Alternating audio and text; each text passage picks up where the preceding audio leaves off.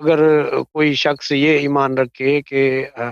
حضرت ابو بکر، حضرت عمر، حضرت عثمان یہ جو دنیاوی ایک حکمران تھے، جیسے آج کے حکمران ہیں، عمران خان ہے یا کوئی بھی ہے، اور حضرت علی کو وہ حق والا خلیفہ مانے جو رسول اللہ صلی اللہ علیہ وآلہ وسلم نے اپنے امت کے لیے چھوڑا تھا، تو اگر کوئی ان کو حکمران، دنیاوی حکمران سمجھ کے ان کو یہ ذہن میں رکھے، تو کیا اس کا ایمان بس میرا بھی یہی عقیدہ ہے، بالکل ہی حقیقت یہی۔ اچھا، تو جو بندہ پہلے ان باتوں سے پہلے جو عبادت کر چکا ہے خدا کی، اور ان کے پیچھے جو نمازیں پڑھ چکا ہے، اس کا کیا ہوگا؟ نہیں، جو بھی شخص دیکھیں جو بھی شخص دیکھیں میرے بھائی، جو بھی شخص نماز اہل بیت علیہ السلام کے طریقے پہ نہیں پڑھتا، روزہ نہیں رکھتا، وغیرہ وغیرہ، حج نہیں کرتا،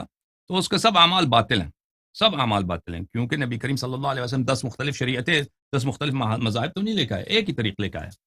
اور فرمایا میرے اہل بیت علیہ السلام کی اتباع کرو۔ بات سنیں اچھی طرح، تو اس کے سب اعمال باطل ہیں، سب اعمال باطل ہیں، لیکن جب شیعہ ہو جاتا ہے کوئی شخص، یا کوئی شخص مسلمان ہی نہیں ہے، وہ کافر ہے، مسلمان بن جاتا ہے، تو اس کے جو جتنے پرانے اعمال ہیں وہ سب اس کی اعادہ کرنے کی ضرورت نہیں ہے، اعادہ کرنے کی، یہ اللہ کی جانب سے ایک تفضل ہے، ایک منت ہے، ایک احسان ہے، آسان بنانے کے لیے، وَإِلَّا بلا شک بلا ریب اس کے سب اعمال باطل ہیں، ٹھیک ہے نا، لیکن اس پہ واجب نہیں ہے کہ وہ دوبارہ ان کو بجا لائے، ٹھیک ہے۔ جی اللہ یاری صاحب، ہم ایسے رہ رہے تھے پہلے، جیسے کنویں میں مینڈک رہتا ہے نا، اللہ یاری صاحب، ہم ایسے رہ رہے تھے، کنویں کو ساری دنیا سمجھ رہے تھے، لیکن آپ نے جو ہے نا ہمیں مرنے سے پہلے حق بتا دی،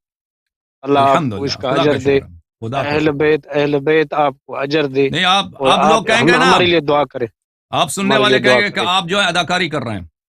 آپ ہمارے لیے دعا کریں، دنیا سنیں، کچھ بھی کہے اللہ صاحب، آپ ہمارے لیے دعا کریں، بس دعا کرتے ہیں کہ خداوند متعالی آپ کے دل میں 12 اماموں کی محبت ہر لحظہ، ہر سیکنڈ زیادہ سے زیادہ بڑھا دے، آپ کا ایمان زیادہ سے زیادہ عظیم کر دے، بہت مہربانی، اللہم صلی علی محمد۔